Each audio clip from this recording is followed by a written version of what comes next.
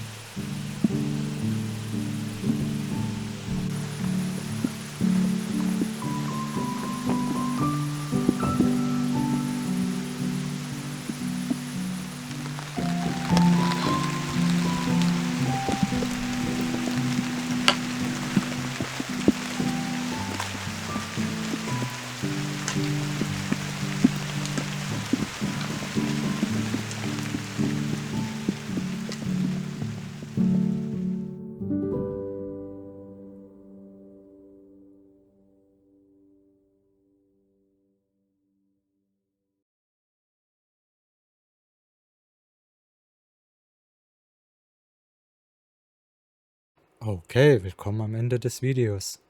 Das waren 100 Kilometer in den Picos de Europa.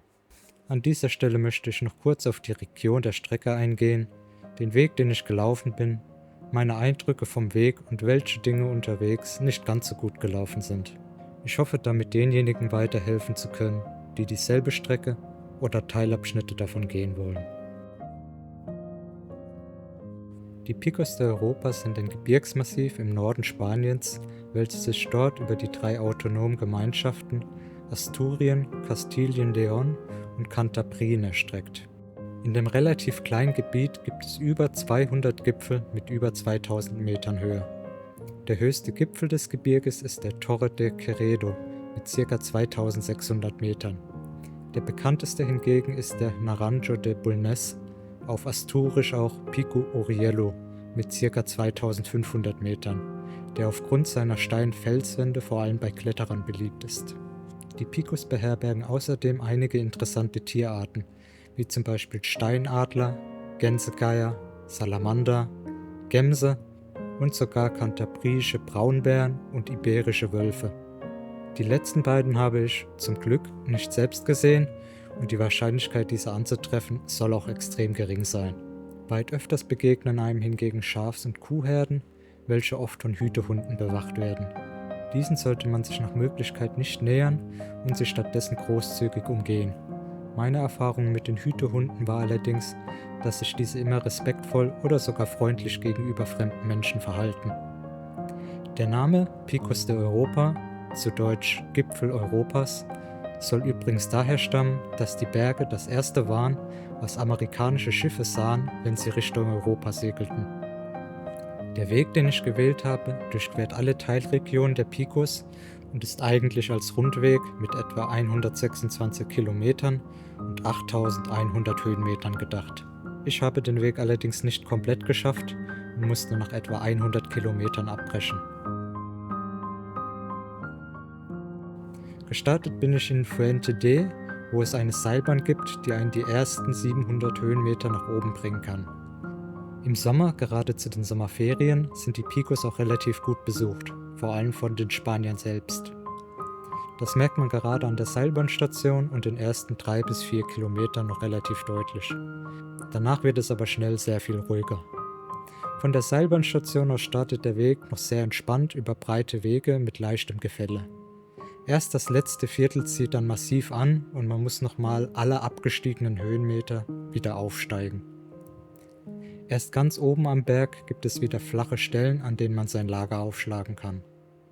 Dafür muss man kurz vor Schluss auch noch ein kurzes, aber sehr steiles Stück überwinden, welches vor Ort mit einem dicken Seil gesichert ist. Das Bivakieren ist in den Picos übrigens erlaubt, solange es überhalb von 1600 Metern stattfindet. Der zweite Tag war eher entspannt. Man geht die meiste Zeit abwärts, über anfangs steinige und geröllige Wege, welche dann aber recht schnell breiter und fester werden. Zwischendurch kann man eine Pause bei diesem kleinen Refugio machen. Am Ende kommt man über breite, einfache Wege in das kleine Bergdorf Sotres, wo es mehrere Hotels und eine kleine Herberge gibt. Der dritte Tag startet noch relativ einfach und führt dann über kleine, schmale Pfade mit moderater Steigung in die Berge. Obwohl eigentlich gutes Wetter angekündigt war, zeigte sich hier, wie unbeständig die Bedingungen in den Picos sein können. Die Nähe zum Meer lässt häufig Feuchtigkeit aufsteigen, welche sich in Form von Wolken und Nebel in den höheren Lagen der Picos niederschlägt und einem die Sicht nimmt. Gegen Ende meiner Etappe kam ich zum Refugio de Oriello, wo man einkehren oder auch die Nacht verbringen kann. Ich bin aber noch ein Stück weiter gegangen. Es wird dann nochmal sehr steil und einige kurze Wegstücke sind mit Ketten oder Metallbügeln abgesichert. Mit zunehmender Höhe steigt auch wieder die Chance aus den Wolken herauszukommen und ich konnte noch einige Blicke auf die umliegenden Berggipfel erhaschen. Zum Schluss kam ich zu dieser flachen, mit einem Steinkreis geschützten Stelle, wo ich mein Lager aufgeschlagen habe. Der vierte Tag startet etwas freundlicher, doch schon bald holte mich der Nebel wieder ein. Es geht durch steiniges, zerklüftetes Gelände weiter zum nächsten Refugio inklusive Brunnen. Die nächsten Stunden habe ich als extrem anstrengend in Erinnerung. Es geht die meiste Zeit sehr steil bergab, teilweise über festes Gestein, teilweise auch über loses und rutschiges Geröll. Insgesamt bin ich hier nur sehr, sehr langsam vorangekommen. Erst im letzten Viertel wurde es dann wieder flacher und deutlich entspannter. Auch kam ich endlich wieder aus dem Nebel heraus. Der letzte Teil führt nochmal durch eine wirklich sehr schöne Schlucht entlang eines Flusses, welcher mich zu meinem Hotel brachte. Nach diesen Strapazen ist der nächste Abschnitt am 5. Tag eine willkommene Abwechslung. Es geht über die Ruta del Cares, eine sehr beliebte Route durch eine riesige Schlucht entlang eines Flusses. Die von einigen als göttliche Schlucht bezeichnete Strecke gilt für viele als die schönste der gesamten Picos. Die Route bietet spektakuläre Aussichten in die Schlucht und führt durch viele kleinere Tunnel ins Dorf Kane. Dort gibt es mehrere Hotels zum Übernachten und 2 kleine Lebensmittelläden, in denen man seine Vorräte aufstocken kann. Die Ruta del Cares kann man in nur 3 bis 4 Stunden bewältigen. Dafür ist der nächste Abschnitt aber der vielleicht schwerste der gesamten Wanderung. Auf knapp 6 Kilometern sind über 1250 Höhenmeter zu bewältigen. Dazu kommt, dass der Weg, den ich genommen habe, teilweise sehr verwachsen und schlecht zu sehen ist. Bei der strahlenden Sonne, die an dem Tag rauskam, war ich ganz schön am Schwitzen und man sollte für den Aufstieg mindestens 2 bis 3 Liter Wasser mitnehmen und genügend Zeit einplanen. Oben kommt man dann am Refugio Vega de Arrio vorbei. Dort kann man etwas essen, trinken und auch sein Zelt aufstellen. Ich bin dann noch ein Stück weiter gegangen und habe mir einen Zeltplatz abseits der Hütte gesucht. Der 6. Tag führt einen über grüne Wiesen, auf denen man regelmäßig Kühen begegnet. Danach wird es auch immer wieder felsig und zerklüftet. Einen richtigen Weg gibt es oft nicht und die einzige Orientierung bieten farbige Markierungen auf dem Felsen oder kleine Steinmännchen. Nach etwa 2/3 der Strecke kam ich zum Refugio Vega Redonda, wo ich mich nochmals mit Wasser und Süßigkeiten eindeckte. Danach geht es nochmal steil bergauf. Neben Kühen und Geiern trifft man auf dieser Etappe auch häufig Gämse, welche oft neugierig zu einem rüberschauen, aber immer einen gesunden Abstand zu einem einhalten. Schaut man sich den GPS-Track an, könnte man meinen, dieser Abschnitt sei relativ leicht. Es gibt nicht besonders viele Höhenmeter und die Strecke ist mit 11 Kilometern auch noch ziemlich kurz. Das täuscht aber. Tatsächlich bin ich an dem Tag nur sehr, sehr langsam vorangekommen. Das ständige Auf und Ab durch das felsige Gebirge und die Anstrengungen der vorherigen Tage haben mich deutlich langsamer gemacht. Zum Ende dieser Etappe zeigte sich mir noch ein Ausblick, für den die Picos gewissermaßen berühmt sind. Der Blick über riesige, schroffe Berggipfel, weit oberhalb der weißen, sanften Wolken, bis weit in die Ferne. Kurz danach errichtete ich mein Lager an einem der wenigen flachen Punkte entlang des Hangwegs. Meine 7. und letzte Etappe führte mich wieder bergab nach Posada. Zuerst ging es jedoch weiter entlang des Berghangs. Der Weg verläuft im ersten Drittel zwar insgesamt eher flach, aber durch das ständige Auf und Ab ist auch dieser Abschnitt wieder sehr anstrengend. Generell muss man auf den Gebirgspfaden immer wieder auch mit Kraxelpassagen rechnen. Zwischendurch kommt man noch zu einer sehr schönen, begrasten Stelle mit einem Brunnen und einer unbewirtschafteten kleinen Steinhütte. Im zweiten Drittel ging es dann steil bergab und man muss vorsichtig sein, um auf dem losen Geröll nicht auszurutschen. Das letzte Drittel führt einen dann durch einen kleinen, schattigen Wald auf deutlich flacheren und befestigten Wegen bis nach Posada, wo meine Reise endete. Was ich auch nicht verschweigen will, sind die Probleme und Schwierigkeiten, die mir unterwegs begegnet sind. Das fing schon direkt beim Start der Tour an. Da ich wusste, dass am Ende der ersten Etappe nochmal ein sehr steiler Anstieg und sogar eine kurze Kletterpassage mit Seil wartete, wollte ich mir den Einstieg erleichtern, indem ich die ersten, immerhin knapp 700 Höhenmeter mit der Seilbahn hinauffahre.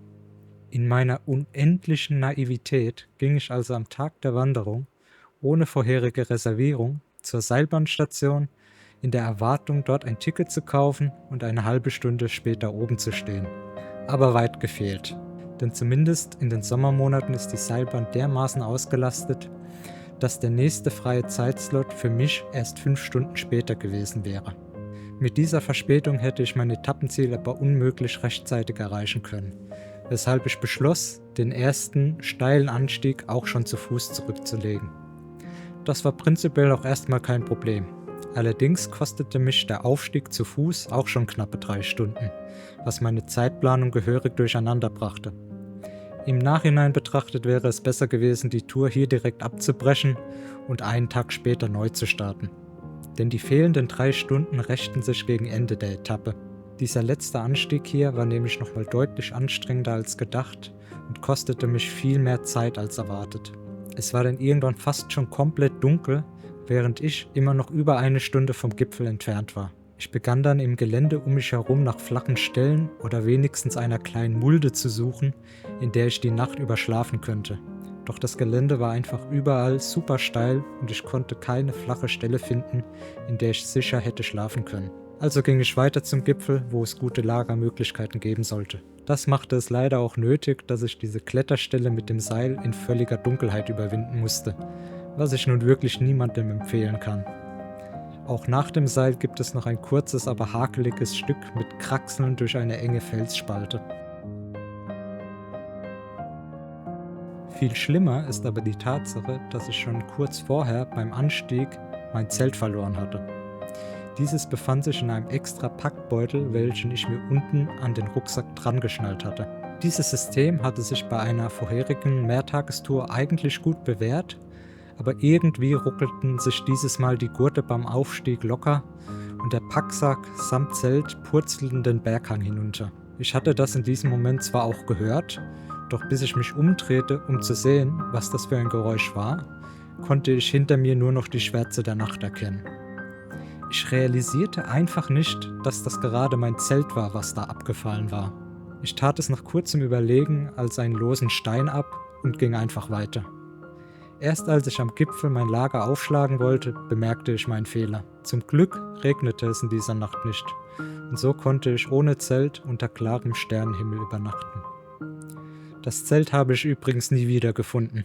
Der schwarze Packsack in dem gerölligen und unübersichtlichen Gelände ist quasi perfekt getarnt und bleibt wohl auf alle Zeiten verschollen.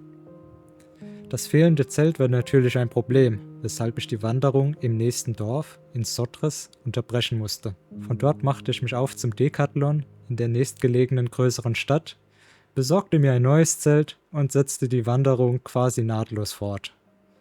Von all dem sieht man im Video allerdings nichts. Eine weitere Sache, die ich unterwegs immer wieder feststellen musste, ist, wie langsam und mühselig man in den Picos vorankommt. Das steinige Gelände in den Bergen erfordert ein häufiges Auf und Ab, dazu kommen auch immer wieder kleinere Kletterpassagen. Auch die Wegfindung ist an manchen Stellen schwierig und man muss teilweise sehr konzentriert bleiben, um sich nicht zu verlaufen. All das führte dann dazu, dass die Gehzeitprognosen von Wander-Apps wie zum Beispiel Komoot völlig utopisch sind. Für diese Strecke hier schätzt mir Komoot beispielsweise eine Gehzeit von 5 Stunden. In Wirklichkeit sollte man aber eher 8 bis 10 Stunden einplanen. Das kann dann schnell dazu führen, dass man seine Etappen viel zu ambitioniert plant und diese entweder nicht schafft oder man sich völlig verausgabt. Die fast konstant hohe Anstrengung über mehrere Tage hinweg führte bei mir am letzten Tag sogar zu erkältungsähnlichen Symptomen. Mein Körper wollte einfach nicht mehr und ich fühlte mich am letzten Tag einfach nur schlecht und ausgelaugt.